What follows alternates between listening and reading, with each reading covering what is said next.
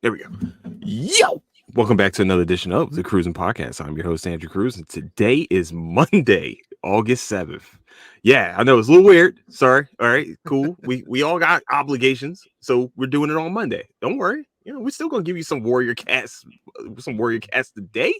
But just in case you guys forgot and don't remember, I'm hosted and co-hosting with the future Pulitzer winner winner, Damn. Michael Carrell.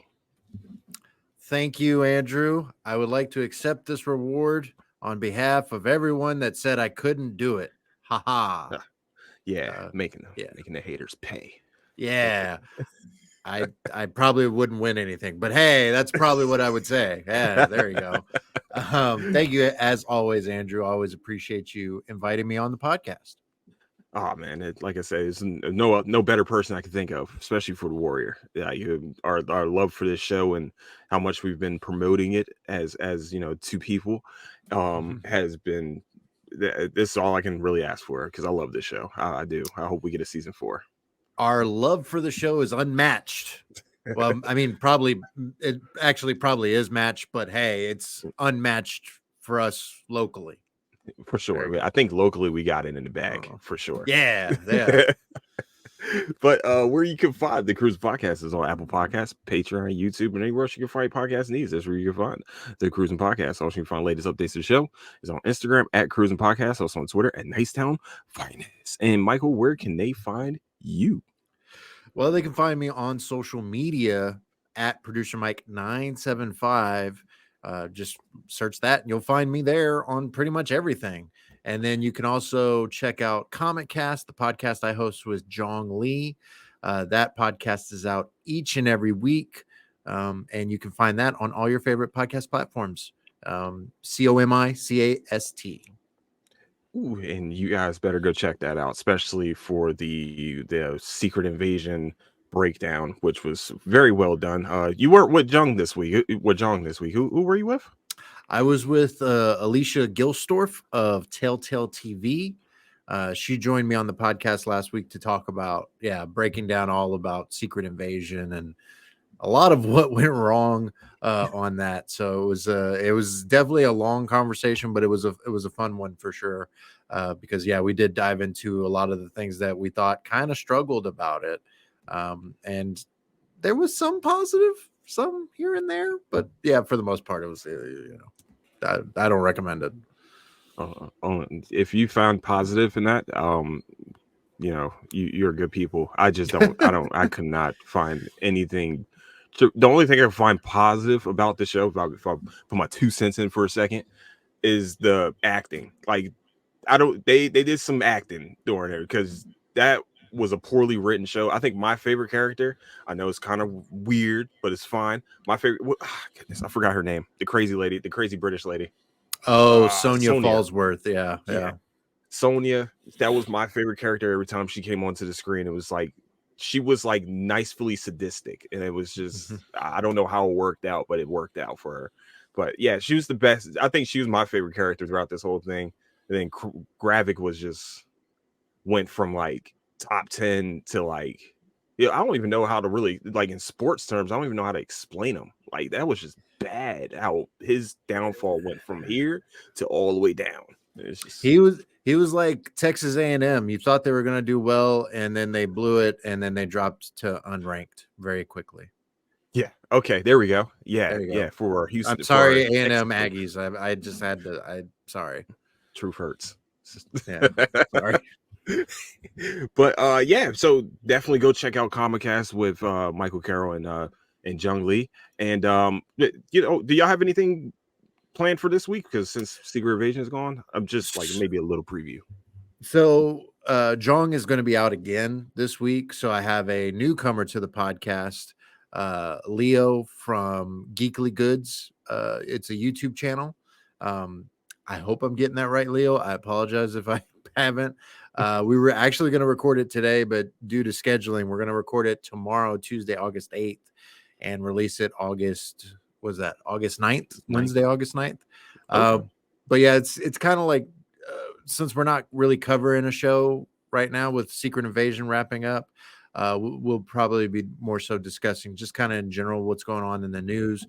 Obviously, the Loki season 2 trailer dropped, so we'll be talking about that. And then this actually just broke. Apparently, Marvel Visual Effects Studios workers have unionized or voted to unionize. I haven't read the story yet, so I don't really know too much about it, but it literally just came through not too long before we started recording just now. So we may be discussing a little bit about that and also some of the delays that have shaken up the Sony Spider-Verse in terms of what is it? Beyond the Spider-Verse, I think, has been delayed indefinitely. Craven has been delayed until next year, and other things that have happened. So it's a lot of shifting and a lot of stuff to get to in terms of the news. So we'll be diving into that. A little change of pace from our weekly recaps. Yeah, I mean, well, it's just a lot of news, especially with the strike and everything. I'm very curious about what's going to happen. But what I'm not curious about is episode 8, Warrior. Yeah, that is not curiosity. We're about to kill this cat.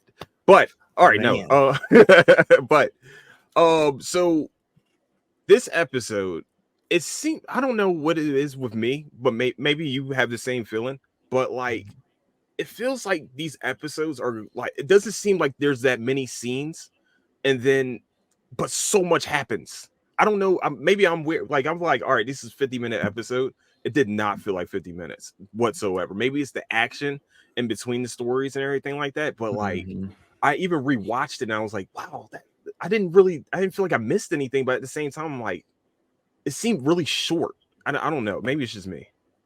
I didn't know that it felt short. It was just a lot happened in the span of that like 50 minutes. It was like writing out the list of things like as I do my notes. It was like, okay, this happened. Like it was a cram-packed episode. It may not have been as long as some of the other episodes, but it definitely pushed a lot of things forward, coming off of a quieter episode in episode 7, because obviously episode 6 was a knockdown, drag out whole thing. Episode 8, man, if you wanted some noise to happen in episode 8, it really delivered in that. And then there was a couple of moments where I felt like, oh, this is the end of the episode. And no, they kept going and showcasing different things that happened. But yeah, it's the episode 8 has really changed the game for a lot of alliances and loves and whatnot. Like it's changed the game in a lot of ways for a lot of the characters. So the way this episode started was we start to see the wedding scene between Mai Ling and Leon, and you know, it's a big celebration, but it who would have known that there was so much going on in the background? Well, we pretty much had an idea that like probably there's going to be a bunch of things happening in the background. Didn't know most of the stuff that was going on was going to happen. That was like the whole wedding sequence was nice. It was great seeing like a traditional Chinese wedding, and seeing the Tongs actually being really, they united Chinatown in this wedding, to tell the truth. It was very nice, but at the same time kind of ripped everything apart during this wedding, after the wedding, or I guess during the reception, during the reception. So definitely this wedding had a lot of ramifications, especially with Mai Ling. Yeah, I mean, I think we definitely should start with Mai Ling and Li Yong and everything, because the wedding was definitely like, it wasn't like a red wedding. Like that was one of my things about, like, is it going to be bad? Is it going to be good? And it was fine. Like the wedding seemed to go off without a hitch, and everyone seemed to be, for the most part, I mean, everyone's kind of eyeing each other, you know, feeling each other out. But for the most part, it was like a nice celebration. Everyone's there having a ball, having a good time. Even Lee and Mosley show up, which I thought Mosley would be more involved in the party, but he really didn't. But that's fine. But yeah, no, the red wedding happened afterwards. It was an after party red wedding of sorts, because I don't know about you, Andrew. I thought Mai Ling would make a move towards the elders in some way. I didn't think she'd pull off like a Michael Corleone type thing where she wipes everybody out, you know, like nothing, while like the juxtaposition of her and Lee Young consummating their marriage to at the same time one elder, this elder, all these elders are getting killed left and right brutally. I didn't expect them all to die. I thought she would pull like some kind of angle to hold over them or something like that. I didn't expect her to just straight up murder everyone.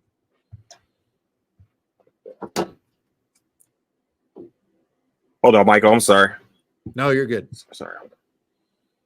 Something just happened. Uh-oh.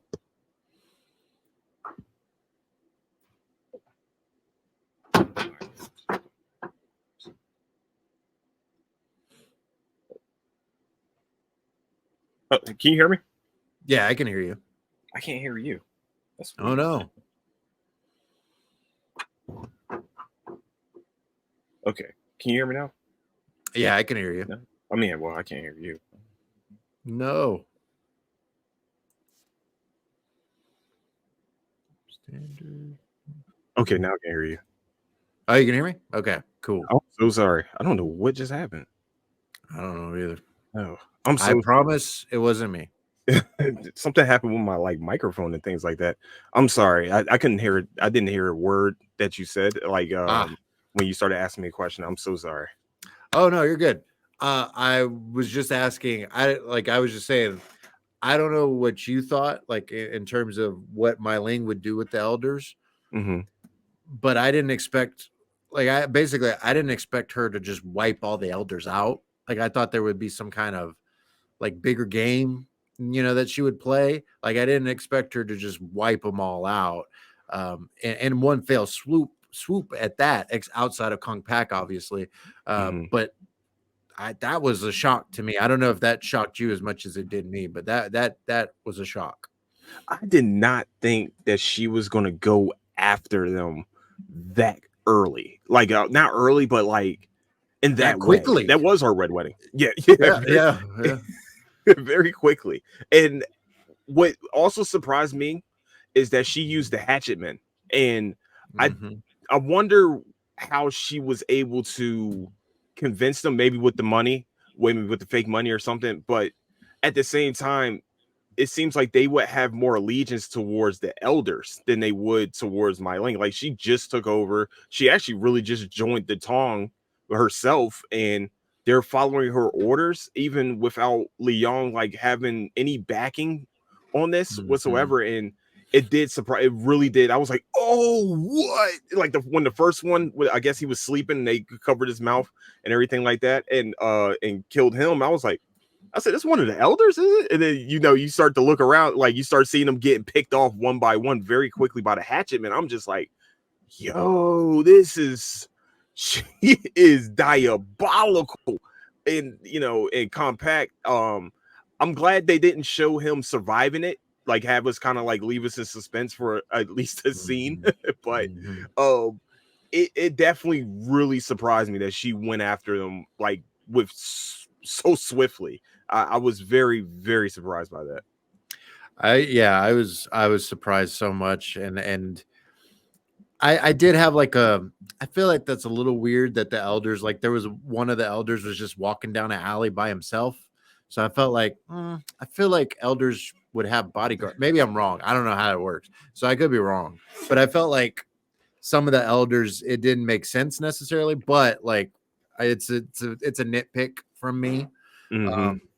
Because it still just shows the diabolical nature of My Ling, especially what was it? Chow said something about her to Assam.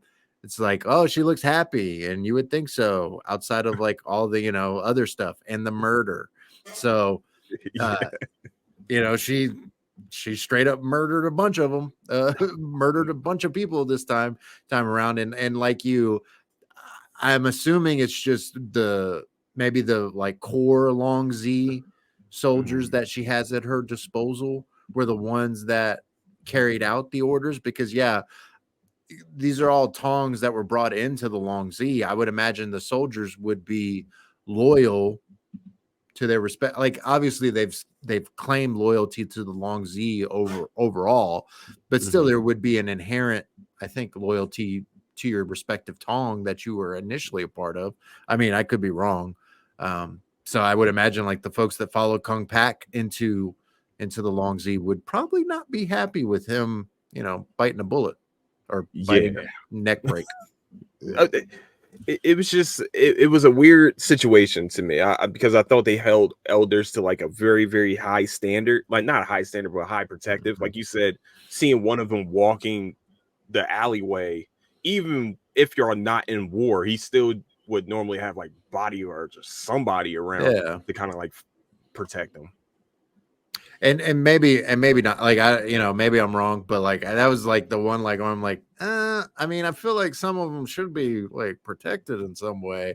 But yeah, that would be like my main nitpick of anything. But I think the bigger thing is that it shows what my Ling is willing to do still for power and for unquestioning loyalty. But obviously now things have switched up because, obviously Kung Pak, once he's like almost killed, he's not going to back down. He's going to want her life. Mm-hmm. And he tried to appeal to Li Yong in multiple instances, like to listen to the elders, to at least like be our voice to my Ling, like she's going to force our hand. So we're just asking you to be that voice. But Li Yong wasn't having it. And then, I mean, at that point, I don't know that there was anything Li Yong could have done because it seemed like the plan had already been set in motion, right? Mm-hmm. So at that point, he had been so like, this is my wife now. Like, this is, I'm going to support her no matter what. But, the different situations that have happened previously had probably questioned it a little bit, but still deep down, he cares for her, loves her and everything. But this Kung Pak coming through and like, I'm gonna take you out, obviously for what you did to all the elders, to me. And I mean, I 100% understand why. And what did you think about that fight scene? Because that was one of my favorite fight scenes of this whole, pretty much almost this whole series. That was a really, really well choreographed fight scene between Li Yong and Compact. It's because you can tell that they have practiced against each other here and there, and like normally he rolls over people. Like Li Yong normally rolls over people. It's just easy. It's easy money. Like I guess we got kind of like a foreshadowing when they first walked in on during the wedding, and they were doing a whole little dance there too. And it was cool to see like Li Yong actually have to like he actually struggled. Like even with Assam, yeah, he struggled a little bit, but with this one, it like he struggled because one side is Compact knows pretty much all his moves, or that we've seen like during just this season alone, like them practicing here and there. And then we get to a point where they're about to fight each other, and I guess it's hard to try to like you got to you're choosing between your best friend and your wife now wife. And it just, that fight scene alone was just, it was very well done. I feel bad because was it Mark, is this Mark Damascus, something like that? Mark Dacascos. He always seems like he comes in like these shows or movies as like the guy that shakes things up, and then they kill him off. And I feel bad because I feel like he can bring more to the table. And like this character, like pretty much it seems like he's getting typecast. It kind of sucks. But this was a great fight scene. Like I mean, we had a couple fight scenes in this show for sure. I mean, this episode alone, we had a couple fight scenes that, make you jump for joy. But this one was like a really sad one to me. And this was actually a really sad and really like, I wish that we got more of Compact, like trying to just, whistle and Lee Young's there, and instead of them having to come to this point to where they got to kill each other. Because that was the only thing you could do. Yeah. It's tough because obviously Kong Pak and Lee Young have shared, they have a bond that was built before the Tongs and everything, and it was put to the test, and obviously Lee Young chose his wife over that, and it's understandable. But like, I think the interesting thing about it was Lee Young. This is probably the most emotion we've seen from Lee Young, and the least in control I think he's been. He's always in control with the fights, and he was in control to a certain extent, but he was also, I don't think he was giving it his full, I shouldn't say full all, but like I think he was holding back a little bit in terms of, I don't want to like kill my friend. It took like finally like him throwing the knife and almost killing Mai Ling to like finally like make him like really just break Kong Pak. But he was really trying not to hurt him. Like he did that one like almost like open like palm like punch to his chest. Yes, And I thought that like broke a rib or something. And it seemed like he was going to be out of it at that point. So I thought that was going to maybe wrap up the fight. But again, it was just another case of him just trying to like injure him and not kill him. Like make sure he would not go further. Like he's telling him, stay down, like don't do this. Lee Young was doing what he could, but he realized there was no stopping Kong Pak. Like there was just no stopping. He was going to come at Mai Ling no matter what. But that fight breaks Lee Young. It completely breaks him emotionally, mentally. I mean, he didn't want to kill Kong Pak, and then to have it revealed, because it's yet again another situation that we've seen over and over with Mai Ling, where she makes these plans without Lee Young and including him into it to be a voice of reason of any kind. She makes these moves behind his back, and like this time, I think he says it to Chow towards the end of the episode. She's gone too far. Like this is. I don't know that Lee Young comes back from that, but both of them need each other to run the Long Z. They like Lee Young could probably do it, but he doesn't have the foresight that, and I guess the business acumen that Mai Ling has. But Mai Ling doesn't necessarily command the same respect that Lee Young does. And because Lee Young, I mean, Assam's probably close to him, but like I think Lee Young is probably the most respected but also feared fighter in the area, right? Oh yeah, because he beat, everybody saw that he beat Assam. He beat Assam. So it's like, I mean, he's arguably the most respected person there, and also the most feared. So Mai Ling, you need him. She can't like I don't see her like trying to kill him in any sense. But I don't know where they go from here. Like that the marriage was a happy marriage for one night, and now it's completely shattered with what Mai Ling did. It like her killing these elders was definitely the worst thing she could have did. Well, no, I'm sorry. The worst thing she probably could have did was pretty much have Lee Young do what he did to Compact. Like, and also that was like one of the nastiest finishing moves. While looking in her eyes, that was that was brutal. That bothered me. But this is also the first time I think we saw him really like drink or like do anything outside of like something, like you said, out of control. Like him drinking with Chow and over Compact's body. It was just like, yeah, you can that's a broken man right there, and he doesn't know where he's going to go from here. Like they said, and like Chow said, he said she needs you. Like I don't think you understand. Like she might have married you. You might think she married you out of love, but she married you really out of protection. And it sucks to like see that like realization finally come to Leon. Like, I've been being used this whole time. I'm pretty much like the sword. I'm her sword right now. So it sucks that like she doesn't trust him enough with the, like you said, with the business acumen. I don't think she trusts him on the business side of anything, because she has been making decisions left and right clearly without him, and he's supposed to be like the number two. And I think that Long Z actually had Lee Young part of the plans, like doing, being part of the plans, what they're going to do with the Tong and everything like that. And this time around, he's out of control. Like he has no control of anything, any new happenings happen with with the Tong, and it kind of sucks for him. But I wonder what's going to happen because, like you said, they need each other. Like it's not like like I've been saying, Leon. I'm sorry, what Father June said. Leon's a follower. He's not he's not a that's not his thing. He's going to follow whatever somebody else does.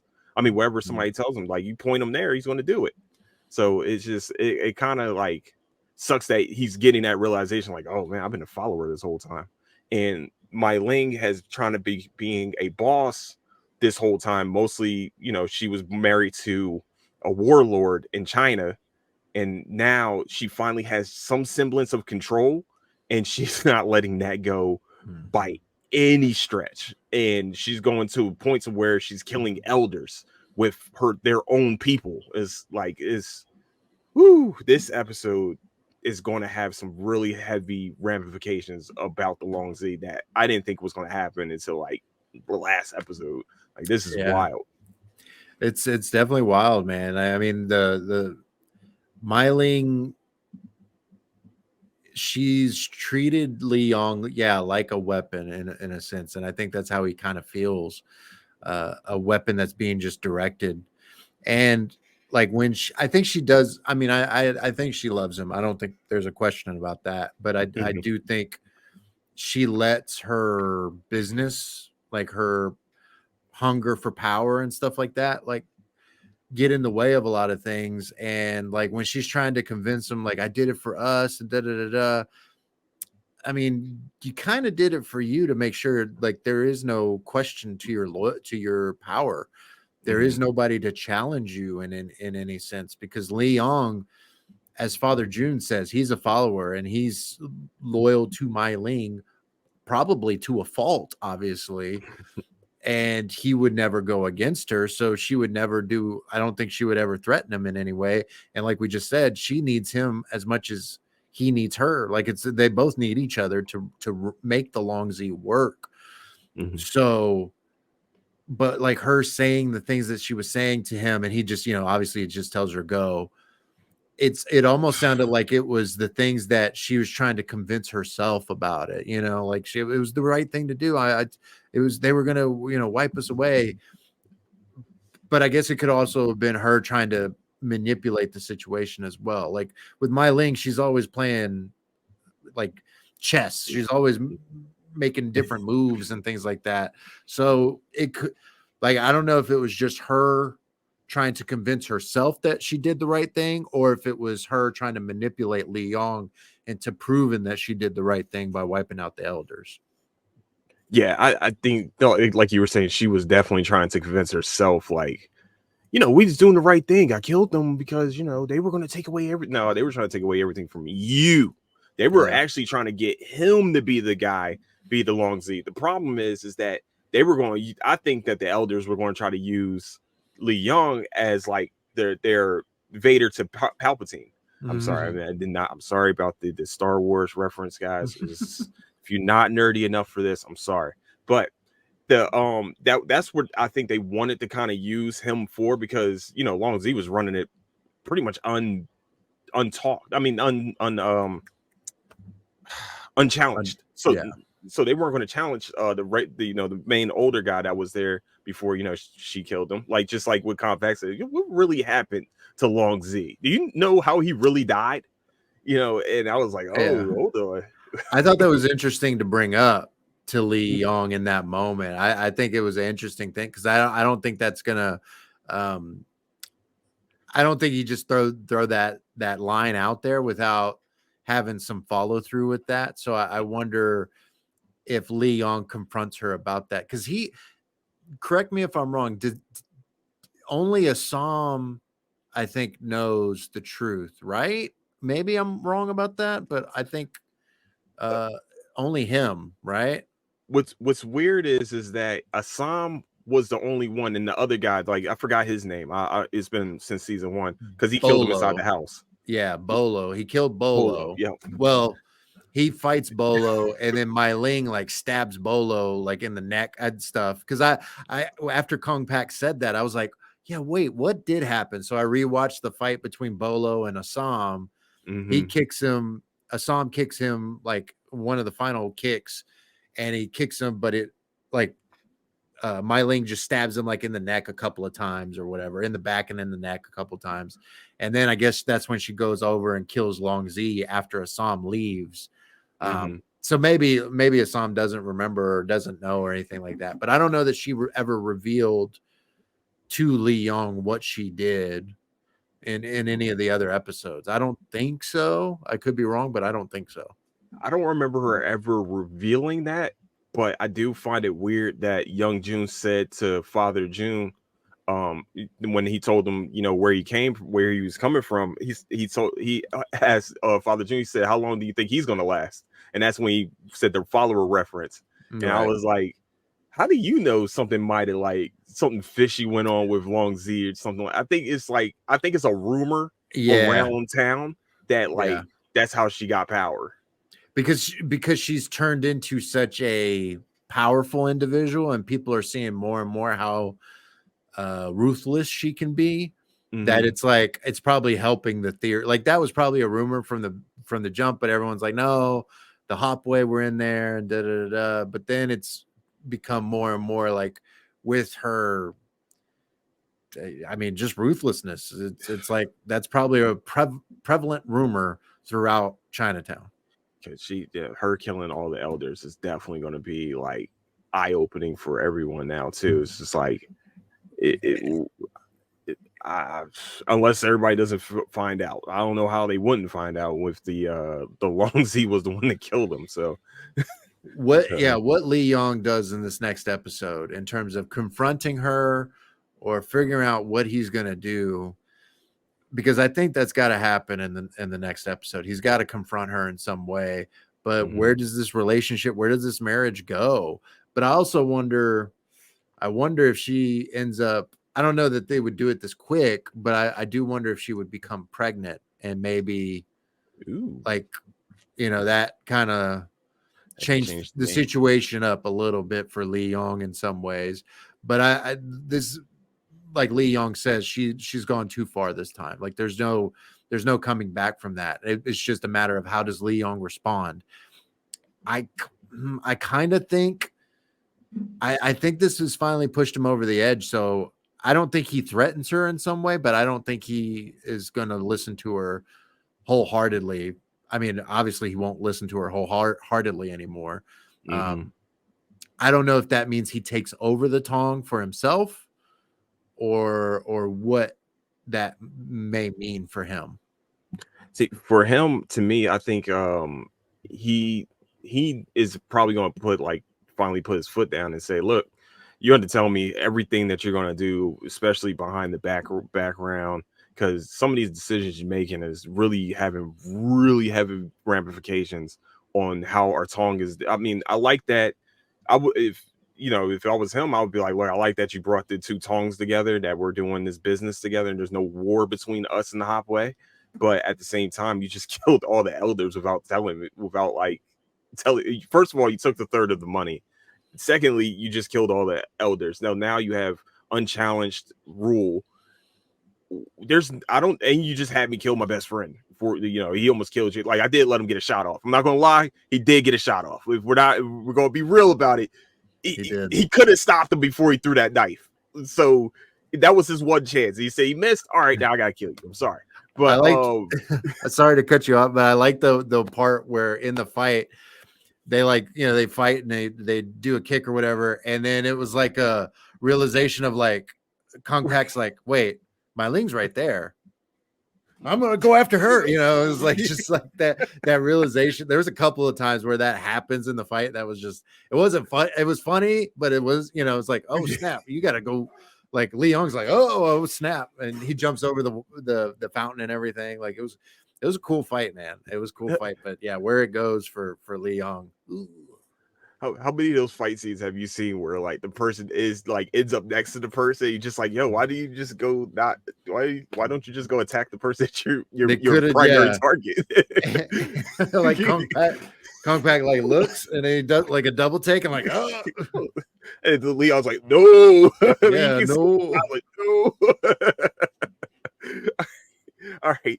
To kind of go a little bit further down. For me, I got one more thing with that, with their whole wedding too. Well, there's some more that happened during the wedding, but I didn't like the fact that Assam and Lee Young didn't interact during this Mm, whole wedding situation. I feel like if I'm the brother and that's going to be my brother-in-law, and you almost killed me, I feel mhm. like we should still have like a conversation, like because now you just became family. Like we're not blood, but you're still you just became family. I do like that him and his sister kind of had a soft moment, but also he's like you said, is always tomorrow.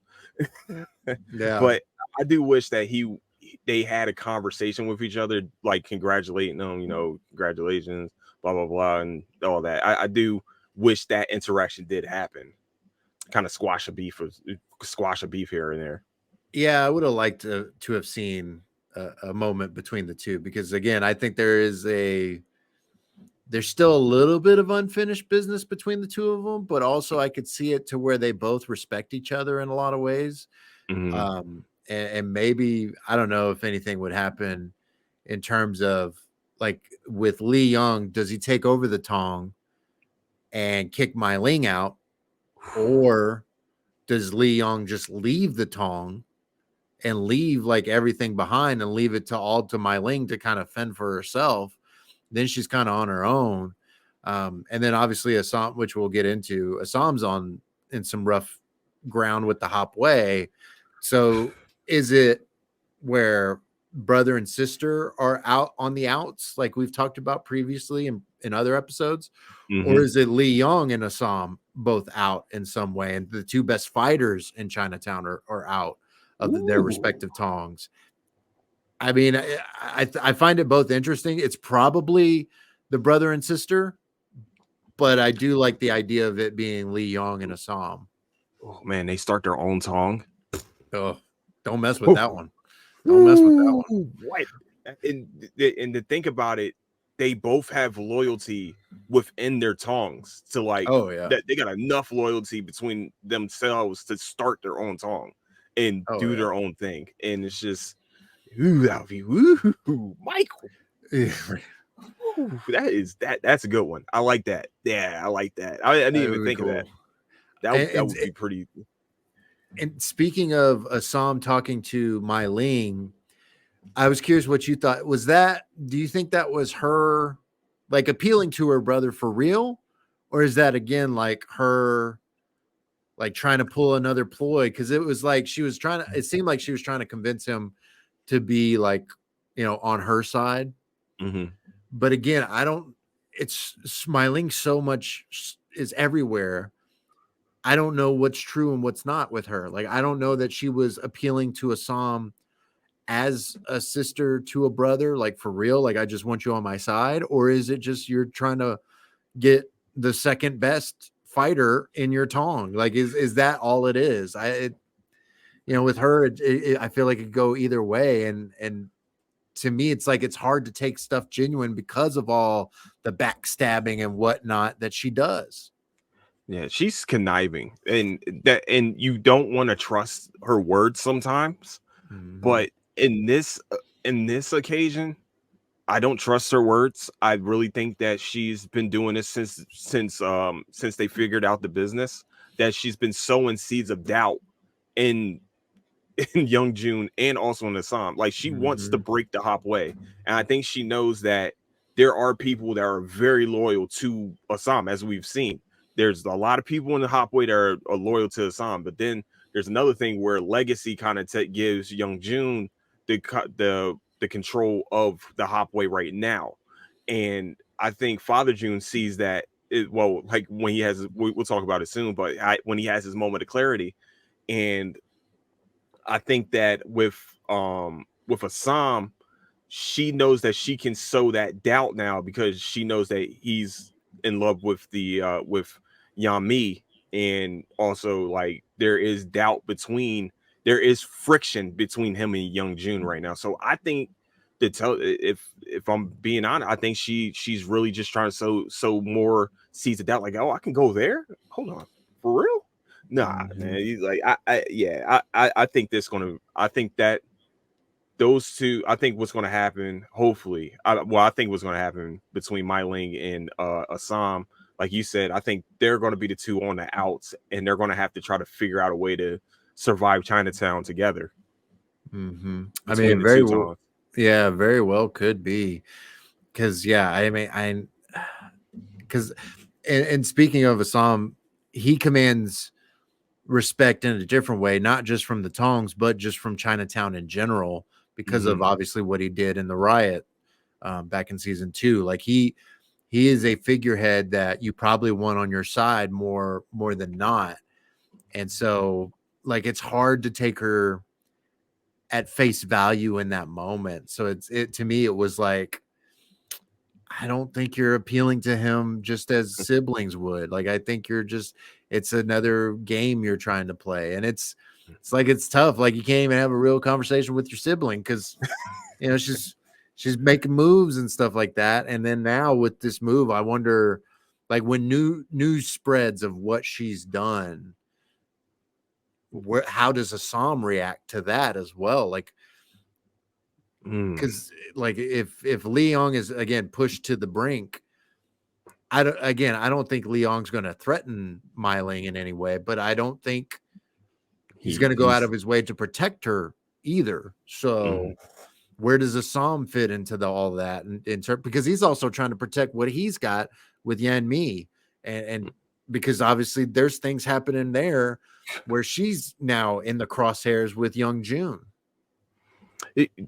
And with that conversation between him and Assam inside during the wedding, also that conversation where don't get attached, like that subtle threat that Young June did, I was just like, these are seeds. Like he's watering some plants to like this is gonna come to a head very, very soon. Well, we only got 2 episodes, so it has to come very, very soon.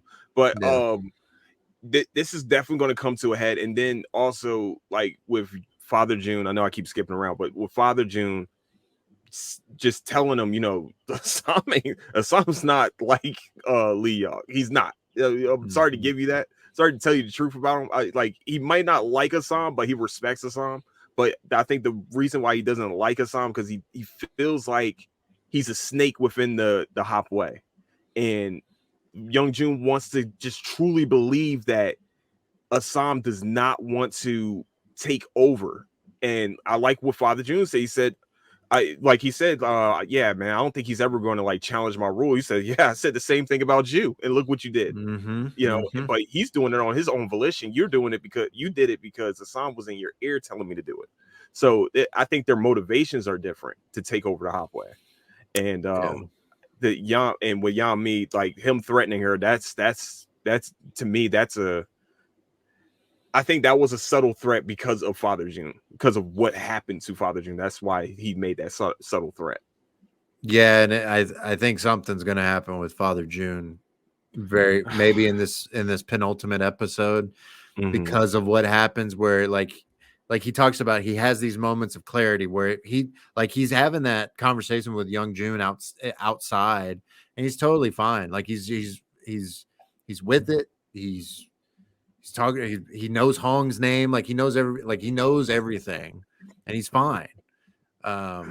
Which I love. By the way, I love when Hong's like, "In your pajamas, Hong, shut up and go inside." She's like, "Okay, that's all right." Exactly what I was thinking about. That was great. I love Young. But he has this moment of clarity, and he's talking to Young June, and he's totally fine. Then towards the end of the episode, he's like freaking out because he's having one of these hallucinations to the point where he's like about to kill Young June because he thinks he's somebody else. And obviously he snaps out of it and he sees what he's done. I think that's shaken him to his core. And I think he does something to himself to make sure that he doesn't do anything to his son.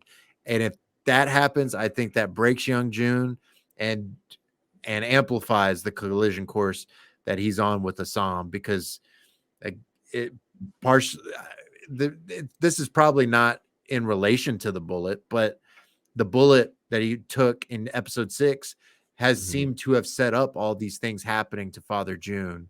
And if Father June ends himself, which I think is a high possibility because that look and that fear that he had when he realized what he did to Young June. Obviously, he didn't kill him, but he was very close. Yes, he And was. Young June's trying to like, oh no, it's fine, Dad, it's fine, it's fine.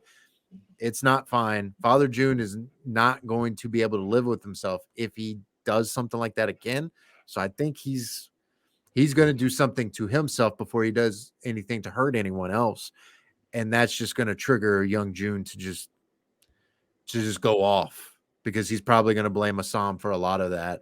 And like he said, Assam wouldn't challenge him for the Tong to lead the Tong, but like people have been in his ear, like pushing this narrative, pushing their relationship to being further and further on the brink Mm-hmm. to the point where the only person I think that could go either way is Hong. So, you know, And with you talking about Father June, he said he had that saying too, that was the title of this episode. You know, when you're in a fight, you know when you're losing the fight. Like when you've been in so many fights, you know when you're losing. And that has definitely resonated with me. And like you said, him realizing like, oh, this is going too far. Like this fever, I think he's having fever dreams or something, and these hallucinations. It's just like, yeah, I feel like I'm being more of a detriment than a positive for my son and what's going on with him. And that, yeah, I think probably next episode is probably something's going to happen. And I love Father June. That's he's been one of my favorite ones. And it seems like he's been him when he left. It feels like Young June couldn't run the business, and like we found out very quickly he cannot run this Tong. But you know, Father June coming back, it just sucks that we didn't get enough of him helping Young June probably run the Tong. And I wish we got that. I wish we got more of that interaction of him helping him with it than like really not helping. Well, really, most of the time he's been shot. So it's just yeah, I see that happening with Father June for sure. Which sucks. Like I said, I do want him to survive it, but I know he's probably not. And then then the Hong situation. I like that they were walking down the alleyway talking though. Like with him and Young that like when you said it can go either way, because it seems like last episode he was behind Assam. He was like, all right, what do you want me to do? Okay. No, unquestioned. Nothing was challenged.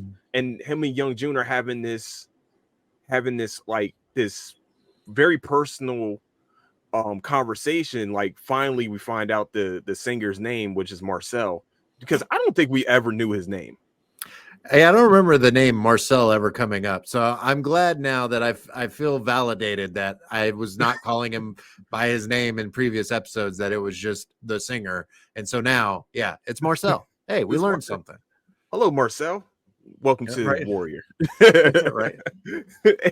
But I like that they were having this conversation too, because now we are going to have like, there is going to be a consequence when they do finally clash with each other. Which way does Hong go? Like, does he go with the respect of having ultra respect for Assam as a fighter and as a leader with the Chinatown, or does he go with Young June, who he apparently has a more personal connection to? Like them having this conversation. We haven't seen, I guess, from the background, him and Assam have this type conversation. So, do we see that, or surprise, Marcel staying in San Francisco for a little longer? Maybe he goes and hides out with him or something. That storyline is going to be very tricky, and I can't wait to see that one play out too. I hope, and I don't know that we'll get a full on because there's so much other stuff happening. I don't know that we'll figure out necessarily with Hong. Like I think Hong's going to have to choose. That's going to be not a huge thing, but that's going to be a thing that comes up maybe in one of these upcoming episodes. But I think the greater choice, like even it's a brief moment, like you said, they're just walking down the alleyway and it's like a few lines back and forth, but Hong's talking to Young June about Marcel, and just letting them know about him.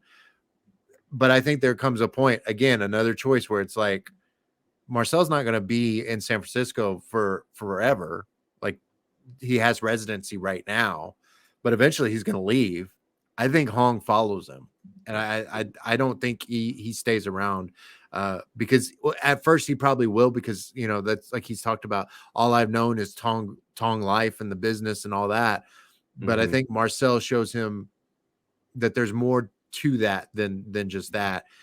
I think Hong would leave for Marcel, but that's a choice that I don't know happens in this season because we only have 2 episodes left.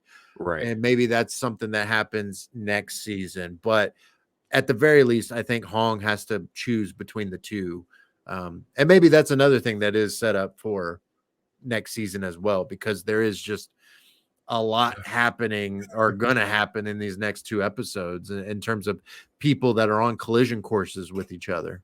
And I think like next season, because we are going to get it next season, I don't care. I'm putting this in the universe. There will be a season 4 Warrior. Please do. The next season, I would say, is probably going to be like how we got the background right here. We got Assam versus Mai Ling. I think we're going to have Assam versus Young Jun type poster happening. I think that's going to be really the whole season focus, and then they're going to have another racist person come and try to take over or whatever. But that's going to be like story B. The story A is definitely going to be Young Jun versus Assam for control of Chinatown or something. And because that's the Hong situation. I think that's going to play out later on some other place. I would like it to see it play out, but that would be too much at once. It's going to be a lot. And I mean, for one, I just hope Hong has a happy ending. If anybody has a happy ending, I just hope Hong does, because like I made a note of it because like early on when Mai Ling's passing Atoy, Chow, and Assam and Young Jun and all that, Hong's in that lineup, and he just looks mesmerized by the whole thing. Like Atoy's like, she gives a a nod and like a happy nod or whatever. Hong's like, he's just all excited. He's like mesmerized. His face made me laugh. Like I rewinded it. His face made me laugh so much. His just wonderment was just great. I love Hong so much. So that's why I want Hong to have a happy ending. Yeah, we need Hong happy ending. We're fine with it. I'm cool with him riding off in the sunset. I'm very much cool with that. As much as I love him being the string man. Right. And speaking of like, we were talking about the wedding, and one of the interesting aspects about the opening of the episode is that they're juxtaposing it with Mayor Buckley's speech, right? And you brought up like another racist dude. Talk about a racist dude that was just straight up just hating and being a racist piece of what. And it was just like this like nice wedding, everyone's happy and stuff, and then you cut to hate speech over here. This guy, like it was just like they're people. Like I don't know what are you doing? Like Chow says, Chinese people do get married too. Yeah, it was weird for him because it's weird because the first time we see Buckley really interact with a Chinese person is with Mai Ling, and it's like on a business standpoint. I guess the only thing you can't be racist with is with green, and as long as you're making money, that's cool. But it feels like he's forgetting that you are making money off these people too, so you might want to keep a few of them around if that's what you. I understand that you want to try to get the Irish their work and everything like that, but I mean, I don't mean to say this in a bad way, me being a black person and everything, but it's cheap labor, and why would you want to get rid of that labor if, like, I understand the Irish are angry, and that's probably most of your votes, and also, I guess, legal votes, but y'all got railroads to build, and you got all these vineyards popping up in Sonoma and things like that. Like, you would think that you would want to keep them around for that type of labor. Like, and his platform doesn't make any sense to me. I've never understood that part is like, maybe no, I just don't understand it. It's just it bothers me. I That part of the story bothers me. I think Strickland is going to step in and be like, we're not doing that. Like I think, because again, his big thing was, I just want somebody I can control. I couldn't control the other guy. I can control Buckley. Because like, I think as we see towards the end of the episode, when Strickland gets home, he has Chinese labor at his house. Right. Right. And I have a feeling that he's not going to be willing to go the route that Buckley's going, because he does want the cheap labor and he needs the labor for this big project that he's working on and pulling the strings for. So I think he switches things up for Buckley in an unexpected way that Buckley wasn't prepared for, but also is going to put him and Leary on a collision course, which they seem to be already kind of be button heads, right? Like it felt like, because like Strickland, terrible person, villain, and all that, but he does have a point. Like, the Donahue boys were idiots. Like, there's really, like, why would you waste time with that when you are a villain of that nature? You have other fish to fry, if you will, and you have other things to do. And so it's like, these two idiots are not on my list. Like, but obviously Leary is trying to prove a point that to the Irish that he's leading them and he's going to take care of them no matter what. So I get Leary's perspective, but I think Strickland also challenges him to not just think outside the box. Don't do what you normally do, which is a good lesson for him. But at the same time, it's going to put them at odds, it feels like. I think what he was telling, and what he was telling Larry in that situation is like, yo, there's a time and place. Maybe not right after he gets sworn in as the mayor. Do you try to like start putting in your chips? Yeah, with them? Like, let's. Yeah. Leary, like, what are you thinking? Like, this is not the time to be doing that. Like, I get their thing is tomorrow, but like, I think you could wait a day. I think you'll be fine. It's kind of crazy that he kind of in that same like vein, when he was talking to Strickland, when he was talking to Donahue's father, he kind of like was mirroring what Strickland told him. He's and like, and also what he told O'Hara when he sat down at the bar. He's like, yeah, my boys wouldn't have been stupid enough to get pinched. So exactly, like, and I think his loyalty towards the Irish, and then his friendship or whatever. Once again, I think he's kind of going to be used as the sword, kind of how like Mai Ling is used in Li Yong. I think that Strickland is trying to use, now starting to look like he's molding O'Leary to become that sword for him. So like, because he used the Irish to go fight at in Sonoma, and I think that's where their relationship kind of starts to strain a little bit, because once again, I don't think O'Leary knows anything that Strickland has planned, and he doesn't know that Strickland. He probably does. Well, he has been to Strickland's house, I think. Yeah, he has. Strickland's house. Okay, so he's been to Strickland's house, so he knows that he's using Chinese labor to tend the house and everything like that. So it feels like a lot of things are happening behind O'Leary's back. And like, I actually watched, it was kind of weird, but I watched the 30-second preview. I never watched the 30-second preview, but this time I did. And I was like, oh, this is about to get, he said, oh, you wanted the gangster, now you got the gangster. Oh, he said, oh no, you haven't seen the gangster yet. So I haven't seen the gangster yet. Yeah. I'm pretty excited to see what happens next episode between those two, because it does seem like Strickland has been using O'Leary to get those votes, and now he pretty much doesn't need O'Leary anymore. He was a tool. He's I think Strickland looks at a lot of people as tools, and he's looked at and probably still does Leary as a tool to further his agenda. But Leary, obviously, he doesn't view himself that way, and so there is going to be a coming to terms moment for that relationship. But also with, I wonder how, because Lai being within Strickland's house in the mansion, and if you saw the 30-second preview, you also saw what I saw, which was that Lai seems to strike in the next episode with the sword. Towards who, I don't know. Maybe it's more so to the guy that was like heading up. Like, it wasn't Strickland technically, it was the bodyguard or whatever.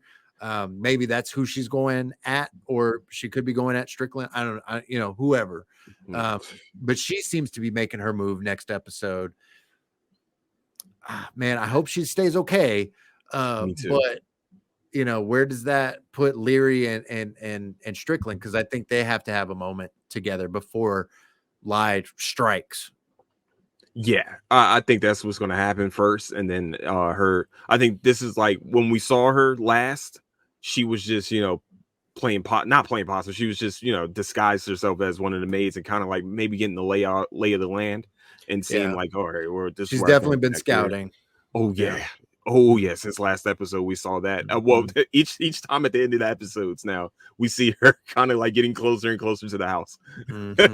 Yeah, slowly but surely. Now she's actually in. She's in the house. So, did you did you have the same satisfaction? I know I'm kind of skipping a little bit, but we're thinking with the O'Hara right now. Did you have the same satisfaction that I did when O'Hara beat the brakes off of Atwood? Yes, because I had Game of Thrones jumping out of the bed hypeness that I had. Well, like when Arya stabbed the Night King.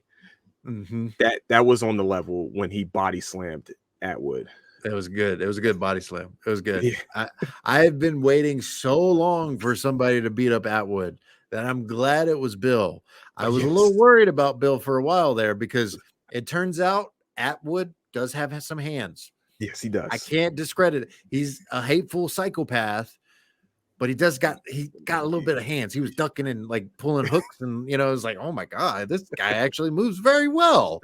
And he like when he headbutts Bill and he's like he's got these crazy eyes going. It's like, oh my god, like that dude was wild. I love that scene though. I love the fight. I love Bill like you know what? I'm gonna do this. I'm just gonna do it. I'm gonna do it. Why not? And he proceeds to at first he looked like he was struggling a little bit. But then he gets that second win and beats Atwood down. And I was so satisfied in that moment. It was great. I love that Bill did that. Now, does he end up in jail like he thinks he tells his wife? Like, I think they're coming to get me in jail. And as we see in the preview, Buckley does come see Bill. But is it him arresting Bill, or is it something along the lines of him hiring Bill back? Ooh.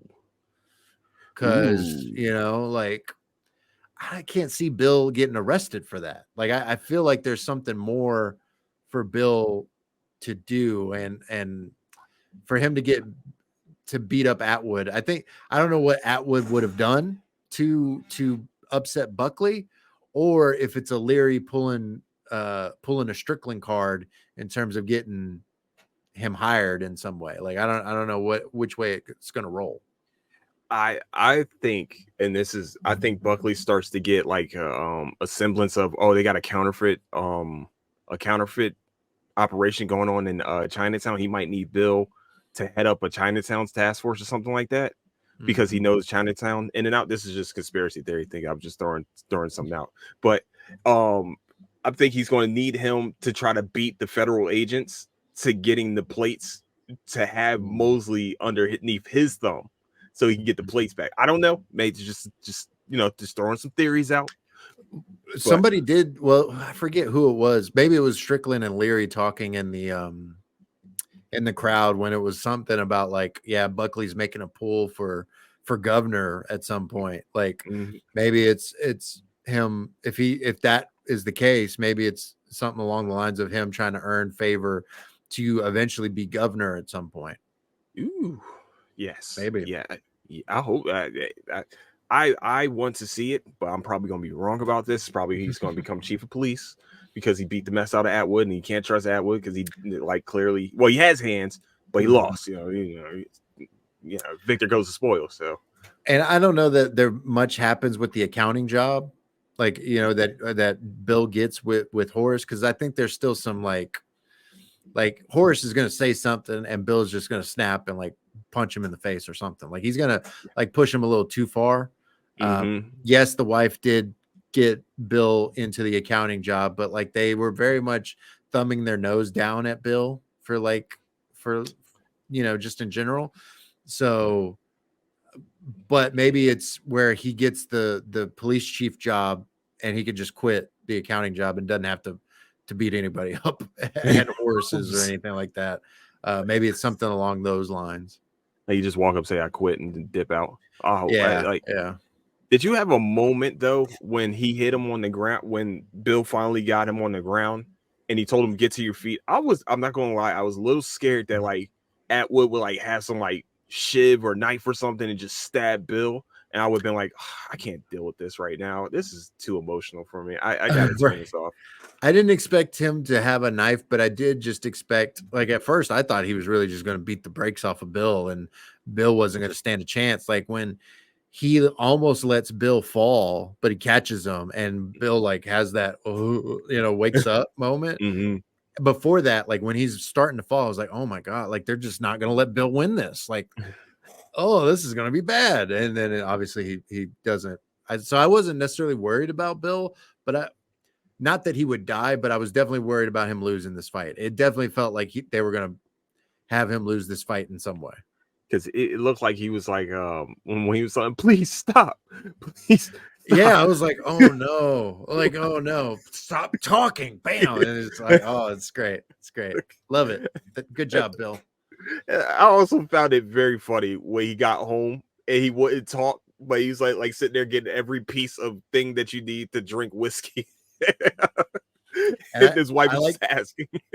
I like the wife was just like kind of with him and then starts drinking with him, I thought that whole conversation, I thought maybe one of the kids were coming down the steps seeing their dad bloodied up again for like the third time in their life. So I was like, those kids have to be traumatized by the things that have happened to their father. All jacked up. Oh man. So I wanted to go to one more fight scene that happened. One that definitely, guys, I know everybody knows my love for a toy. I was so happy to see, like, it looks like she's at full strength now. Like, maybe she's at full strength, but like very close to it. What she did in that alleyway? I don't know if it was like a Mortal Kombat reference with the fan blade. Yeah. But it made me think of Katana, and like she just sliced both the dude's throats, bites off Ming Yu's nose, and then just obliterates him. Because like what was it, 2 episodes ago, she was having trouble with him. Like she was almost to a point to where she was about to get killed. So this time around, she was practically in the same position. Like with I don't think he had a knife this time though. I think it was his hand. I think they were they were just holding her. I don't think they had any knives or anything like that. So him having practically her in the same position, and this time she's able to get out of it with like you said, the katana knives, with the katana fan blades. I was like, oh, this is awesome. I was hyped. I don't care. I was so hyped. Like between her and Bill beating up the people that they needed to beat up, I was excited to watch it. And then Assam slides in the last seconds, like, you good? You good? Hate weddings. Hate them. Hate weddings. It's great. I like that they referenced that from like when she was talking to Chow. Like Chow was like, "Oh, you really do hate weddings," or something like that. You really do, yeah. And I'm glad. Like I thought, I wasn't sure if Ming Yu would be like a problem for a long time, and he lasted for a little bit, and now he's gone. Don't have to worry about him anymore. It was I think it was definitely showcasing seemingly that she's, if not at full strength, at like 90% or something like that. She felt like she was okay during that fight. It was a great fight. It was great. Oh yeah, I was very happy to watch it. I was like, all right, she's back. We're gonna have I don't know. I wonder now. This might sound crazy. She might have sent Lai there to kind of do covert ops, to like go check out the lay of the land. Maybe she could have. Yeah, she could have. And I'm hoping like maybe like at the last second, maybe Lai's about to like something's about to happen to Lai, and all of a sudden this time she's the one that comes and saves Lai. Maybe that's the thing that happens, because first episode, Lai saves her. She comes back and saves Lai. It feels like seems like the way some of these fights have gone throughout this whole entire series. That's what I'm hoping, because I hope I so too. definitely don't want to see nothing happen to Lai, because she's a good character too. Yeah, yeah, definitely. I hope it would make sense, right? Like it would make sense because I feel like if a toy loses Lai, that would just do even further damage to her in terms of protecting the girls and everything. So I would hope that she comes to Lai's aid in some way, but how that happens, I don't know. Mm-hmm. And one more thing for me about the wedding that I think was pretty eye opening was like Lee starting to really put pieces together. And Mosley, like what Mosley says, like, I think I've been looking at this the wrong way the whole time. And Lee was like, I forgot what Lee said. And the tongs, he said, you don't find it weird that the tongs are here together? Like they're Yeah. happily at a wedding together. It was like, it's a wedding. Yeah, But Mosley had no idea, and it was like Lee's like, no, this is like, why are they together right now? and him seeing Yami at the wedding kind of started putting those pieces together. This wedding, like, it's going to have so many different ramifications now legally, also with the federal government now probably going to be looking at the Long Z for the counterfeit, when previously they really had no idea that the Long Z was even attached to this. But I think with Lee is, where does he go? Because like Chow kind of pushes him, like, you're a strange man, Lee. Sometimes you follow the law, sometimes you don't. Sometimes you save people, sometimes you murder people. Like, just kind of goes by the day, right? Like it was something along those lines. But it Lee's putting it together. But I wonder if, I mean, obviously he wants to get out of his situation. So does he put it together and figure it out? And maybe he's the one that finds the fake money at Yanmi's house. And then, Mosley and Lee get a hold of her, and then we go from there. Or, where does it go? But does Chow's like words kind of hang over Lee's head in some ways? Because he's like, yeah, because they have to have a middleman somewhere. Somebody has to be facilitating between them. And I already know there's only one person in Chinatown that has that type of connection between both the tongs, and it's you. But it kind of puts a strain on their new friendship. Well, yeah, I guess new friendship that they survived going to Georgia together. They killed the guy together. They've done yeah, you go to Georgia, survive. Yeah. I didn't know you had to survive Georgia. Crazy things in Georgia. Yeah. And then also what I liked about when they first started talking to Chow was like, do we have more cousins to kill? Yeah. That was great. I like that. Great. There's some funny moments in this episode. I would say there's some really good some brutal moments, but some very funny moments in this episode. Yeah. But I wonder, like, again, Chow's words to Lee, I think, get him thinking in a lot of ways, and we'll have to wait and see where that goes. But that definitely, I think that definitely leaves Lee in an interesting spot, because does he want to push it, or does he just, I mean, he really just wants to get out from under the thumb of Mosley. So where does it go?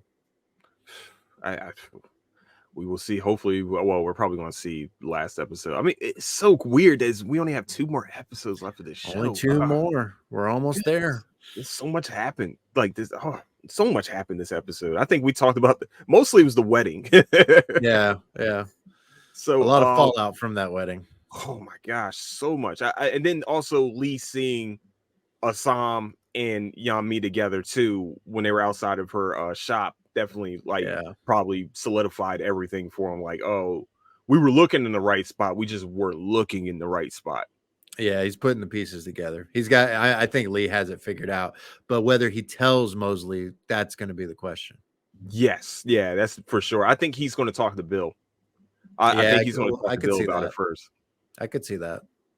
Or, well, he talked to Chow about it. But I think Bill's going to be the one to kind of like push him either way. He's going to sway him to either way. I could see that. And have you seen the memes where they made the like when him, Chow, and Abigail were standing over Happy Jack's body, and they was like talking about they were going to be they show like a rap album. Like, this is like the next gangster rap album, and it's those three standing over him. I didn't see that. I know I didn't know that, but that's great. That's great. I Sorry, love that. sorry, it just popped in my head. I was just like, yeah, I know that's great. That's a great album cover. Yeah. That's a sweet. And then they put it like dark in there. It was cool. I'm sorry, my bad. It came on mind when I was thinking about it. I was like, yeah, That's funny. That would be a pretty sweet one. That's sorry, a good guys. one. My ADD going there. Did you have anything else from this episode that you had written down?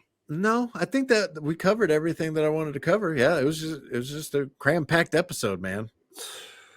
Yeah, it was just really, and this episode, like I said, I don't know why it just feels like it's short, but so much happens in that short amount of time span, and it's almost an hour long show, and I'm like, it just feels like it went by so quickly. I guess because of all the action and all the storyline, really the storyline moving forward, as in like other shows that we did not get to see like this.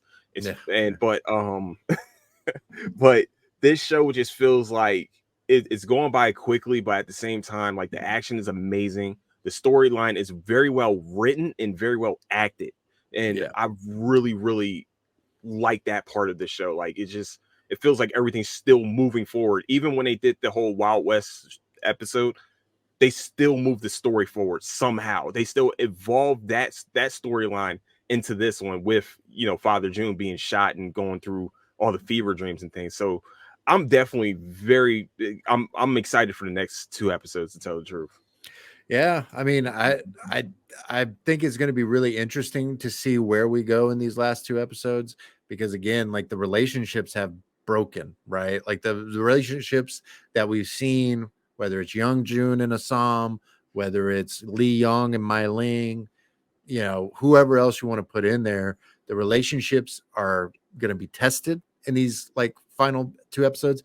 And really, I think a lot of them are, again, like I've said, put on collision courses for each other to where it's going to end badly for a lot of people. And so it's just going to depend on how things shake out, where people, how willing are people, how far are people willing to go in these next 2? Because I think Assam is going to do anything in his power to protect Yeonmi. If that button is pressed by Young Jun, I think that's a deal breaker for Assam. But also, I think Father June doesn't make it past episode 9. I have a hard feeling that he makes it past episode 9. And that's going to set off a chain reaction in a lot of ways. And then again, Lee Young is going to have to confront Mai Ling. Oh, yeah. That's another one where that relationship has changed forever. And I don't know that Lee Young can trust her. And again, I think one of them is out of the Tong. Yeah. I don't think he kills her or does anything like that. He would never do that. Like, that's not him. But him leaving the Tong or him just taking things over, kind of pulling a her type thing, I could see that. That storyline is going to be very interesting to see, because no matter what, I think Assam gets is out of Hopway, either this episode episode coming up or next episode. Yeah, I think he's out of the Hopway by the time this season ends. The interesting part is seeing which one of the Long Z top people leave. Is it going to be Mai Ling or is it going to be Lee Young? Yeah. Stay tuned and find out, y'all. Stay tuned. Stay tuned and listen to Warrior Cast when you do. Yeah, because we're gonna break that bad boy down. Correct. Correct. And I just want, so now since we're done with that episode and we got to break it down a lot, you had another Substack, did you not? It was all about Secret Invasion. I did have another article that came out about Secret Invasion, and I kind of went to had some beef with it. So I kind of like, not beef, I shouldn't say that, but I kind of like, I don't want to say went in on it, but I definitely like brought up some different things that I just couldn't vibe with Secret Invasion. So I did release another article. It's out on Substack, just producermike.substack.com if you want to check out the latest article there. And also, he has an article about why you should watch Warrior, and then also tune into Warrior Cast. Yeah, and also then, of Comic course, Cast. And also Comic Cast. We both podcasts, both Warrior on the Cruising Podcast feed and Comic Cast, available on all your favorite all favorite podcast platforms. I promise I could say it right. I got there eventually. we'll have another chance. We'll promise, because I make so many mistakes. But yeah. So your Substack is doing. I like reading. I like reading about especially different shows and the reviews of them. And definitely when we have like not difference in opinion, but like when I'm reading, I'm just like, yeah, I completely agree about Secret Invasion. It's not. What did you say? I think you said it's a good show. It's a bad show disguised as a good show, or something. Yeah, yeah, that was the title. It was a good show disguised, or is a bad show disguised as a good show. That's like a Wile E. Coyote. Yeah, definitely. It's Squirrel Dust, basically. Oh yeah, I like it. Yes, that should have been. That's a good title right there. Thank you. So that is the end of Warrior Cast. Hopefully y'all have enjoyed it. We talked about episode 8 of Warrior, whole wedding situation. We also got to talk about a little bit about Secret Invasion and some of the things going on in the nerd community. So with that, where you can find the Cruising Podcast and also Warrior Cast is on Apple Podcasts, Spotify, Patreon, YouTube, and anywhere you can find podcast needs. That's where you can find the Cruising Warrior Podcast. Also, where you can find latest updates and shows on Instagram at Cruising Podcast, also on Twitter at Nicetown Finest. And Michael, where can they find you? They can find me on social media at Producer Mike 975 on all the apps, the threads, the Twitter or X, whatever. You can find me at Producer Mike 975, Instagram, all the places. And then, like I just said, I have a Substack. I'm starting to write. I have 2 pieces up so far. I'm working on some more, eventually in due time, but I do have some more pieces coming. But it's producermike.substack.com if you want to go subscribe and check out things there. And then Comic Cast, the podcast I host with Jong Lee. Just search it on all your podcast platforms, your favorite one of choice. Just search Comic Cast, COMICAST, and we will have issue 497 out this coming Wednesday, August, was that 9th? So 9th. Check it out. That's all the stuff. That's all the stuff. I got no more plugs. And also, please leave a rating and review on each of our podcast feeds. Please and also, do. And subscribe to the Substack. And is there a rating review system on there? There's not a rating and review, just subscribers and just sharing is the biggest thing for that. So if you find the article like Secret Invasion, please share it if you want to. I mean, it's fine. If you don't, it's cool. And then my Substack is free. I should mention that as well. A lot of people, and like maybe I'll get there at some point, but I'm not like trying to charge anybody for anything. So everything's free. So if you want to check it out, subscribe to it. It'll be sent to your email inboxes when new posts go up. So make sure you guys do that. And also, like I said, leave a like and subscribe on the YouTube. Also leave a rating and review on the podcast, 5 stars. That would be, amazing. And with the ratings and review, just in case people, why do podcasts ask for it? Because it helps with our visibility and more people get to see what happens whenever you put a rating and shows engagement and things like that. So exactly. I appreciate it, so we appreciate it. And with that, I would like to say, I love all of you guys. Don't do anything I wouldn't do. And I'll catch you guys later. Deuces.